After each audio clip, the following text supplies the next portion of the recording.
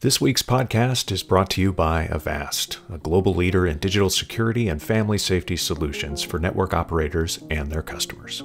We live in a truly digital world. Today's consumers don't care whether they're connected on their home Wi-Fi, at the mall, or on the beach. They expect their providers to protect their online lives at all times. Avast has over 15 years of experience delivering award-winning security solutions to network operators around the world. With over 435 million users globally, their advanced AI security leverages threat data from the world's largest consumer threat detection network. AI-based security is deployed at the device, router, and 5G edge network to provide a comprehensive and fully converged solution for all devices. Consumers enjoy peace of mind wherever they go and however they connect. Work with Avast to enable a simple, single solution to the complex, connected world of tomorrow. Learn more at avast.com/partners. That's avast.com/partners.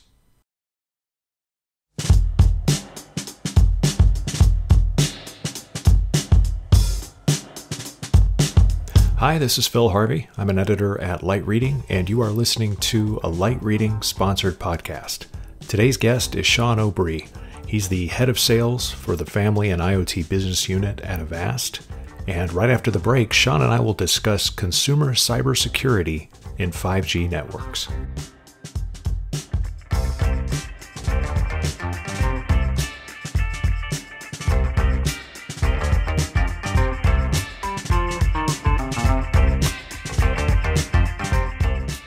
I'm joined today by Sean O'Bree, head of sales for the Family and IoT business unit at Avast. Sean, thanks for being on today. It's a pleasure, Phil. Thank you. So we want to talk about cybersecurity, consumer cybersecurity and 5G networks. And even though we are under the grip worldwide of COVID-19 and the spread of the coronavirus, and business activity is slowing down somewhat, but 5G is still expanding pretty rapidly. Just in the last 90 days, we've seen launches in Telenor in Norway, Rogers in Canada, Three UK, AT&T's even expanded to 20-something new markets. So a lot's going on in 5G, and you're probably incredibly busy because of that. I guess my first question is, what changes for consumers when they first start using 5G? Well, of course, you're going to see the consumer experience going to change very visibly for themselves. Obviously, with the 5G access, the speeds at which they'll be able to achieve for their devices is going to be quite interesting. But the actual number of devices that connect to 5G will not expand as rapidly as the 5G network. So we're still talking, your basic handheld devices, mobile devices that are going to be connecting first to 5G networks. Then the evolution will go towards the more mainstream, your PCs and all your connected devices in the home will start using the 5G. The rollout of 5G networks will evolve from creating access points with a lot of antennas to handle the 5G bandwidth, all the way up to, in the future, a software-defined network.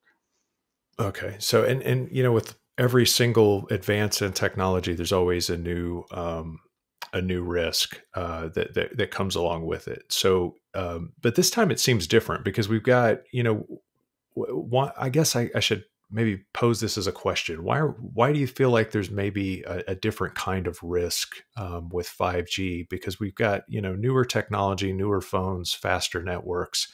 What exactly could be wrong with that scenario? It's just the sheer volume and speed that the malware writers will be able to address with their malware, and then just the sheer volume of the number of devices, more and more devices connected everywhere, less and less ability to use things like what Avast is doing today with our IoT security based around the router to protect all those connected devices.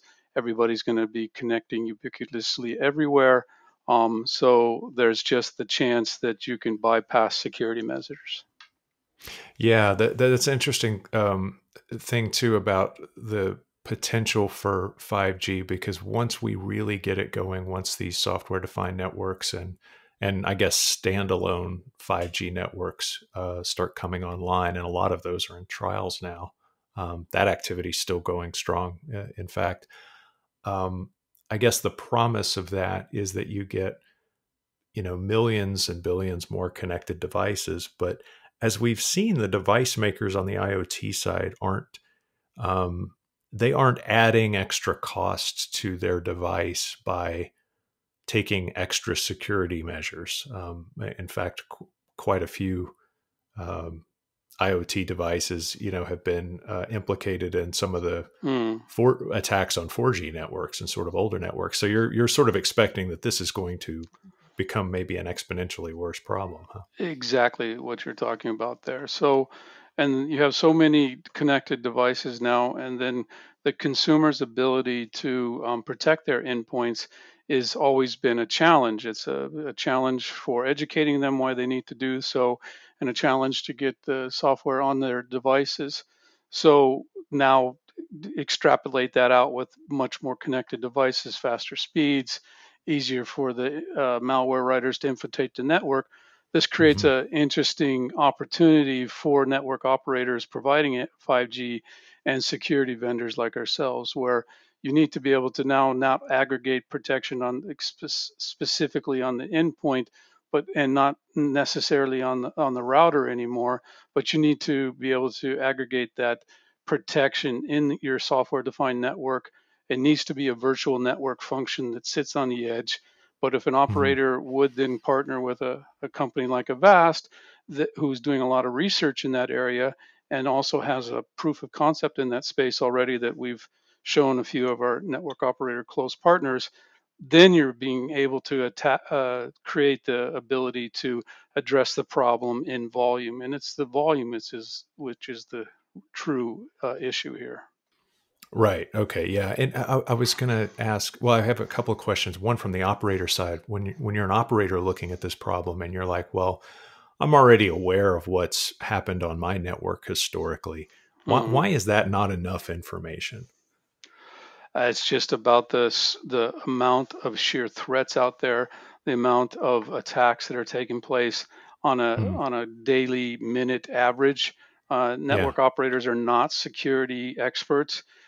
Companies like Avast are definitely the security expert with the data, the ability to see the threats, and then spread the protection to all the different devices, and also which would mean either endpoint applications or in an IoT world like that we have already, able to update and use our data to protect any connected device via the router and in the future via 5G network.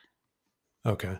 And when you're the consumer, getting getting 5G service is um, more than just calling your operator and turning it on. You actually do have to get a different device, a newer device. Exactly. Si- since I've got this new device and it's arguably more powerful, why not just leave it up to my phone's operating system to keep me safe online?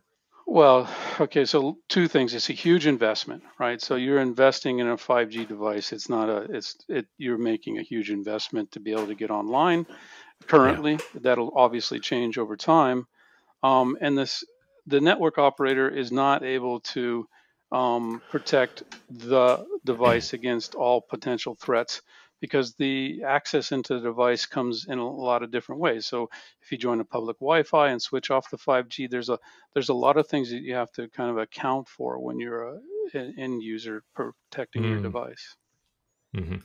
Yeah, I didn't even think about that actually. When you when you have a 5G phone, you're not just on your network operator's network the entire time. You're going to be roaming. You're going to be changing places all the time. So our network operators have plans, and so you're going to have to sign up for a plan, and everybody's going to be managing their plan. So they will, and at the same time, seek other places for connectivity from time to time. Hmm. Yeah. So from the consumer side, I guess it, that I guess this is the good thing about Avast is you're addressing these security issues um, in a couple of ways. First of all, you're partnering with service providers. Hmm. We'll talk about that in a second, but also people can just go onto your website or onto the App Store and download Avast's security software on their phone now. Is that correct? That's correct. And so that's the way that you're going to protect the smart devices that are connecting to the 5G network.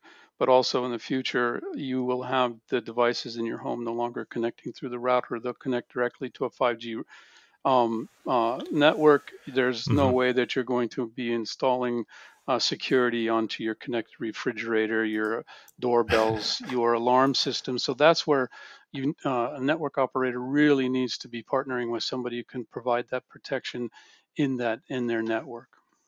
Yeah, if I have to install software on my fridge, I'm out. I'm done. Yeah, no, everybody is. Nobody can do it, right? That's right. Yeah, it's a step too far. It is interesting though, because I do see a similar scenario shaping up where, especially in some cases where the wired connectivity has been lacking in places, and they suddenly get 5G. That's definitely going to be the de facto home network. Is instead of all devices connected to a router in the home and maybe connected to fiber, it's going to be a bunch of different devices all with 5G capability, all connected to the service provider network. So that threat, I guess that threatened surface kind of changes from Yeah, what it is now. definitely. I mean, if you look at the global uptake of 5G from 4G, that's exactly what happened. That everybody who was in trying to know, they're basically in the third world, developing world, you no longer put in copper wire anymore. You're able to Right. leapfrog to mobile broadband, and the same thing will happen with everybody for 5G worldwide. Okay, last question. Just to Yeah. kind of sum up, what can service providers do right now to protect and protect consumers and provide a safe 5G experience for them? And then do they do this? Can they do this without a 5G performance cost to the end user?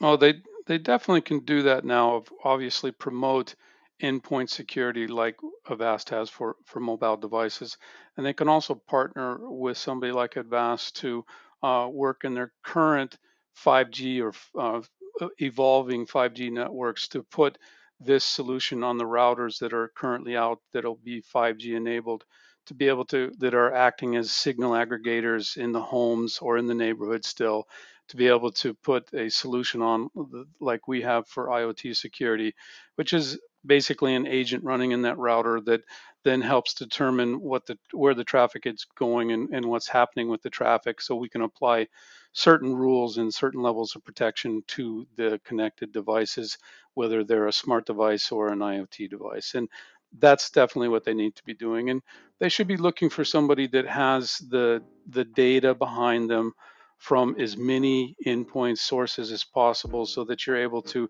provide as comprehensive a protection layer and with a partner like Avast. All right, excellent. Sean O'Brien, thank you very much for being on the Light Reading Podcast. I do appreciate it.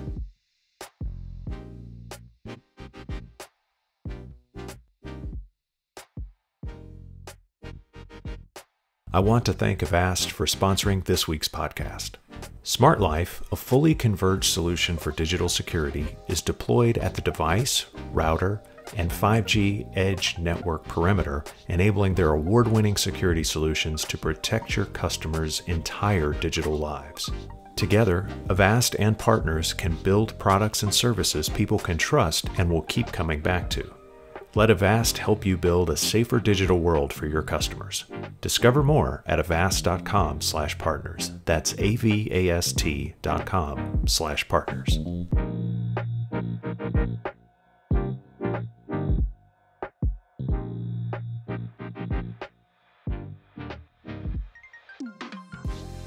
That's it. That's our show.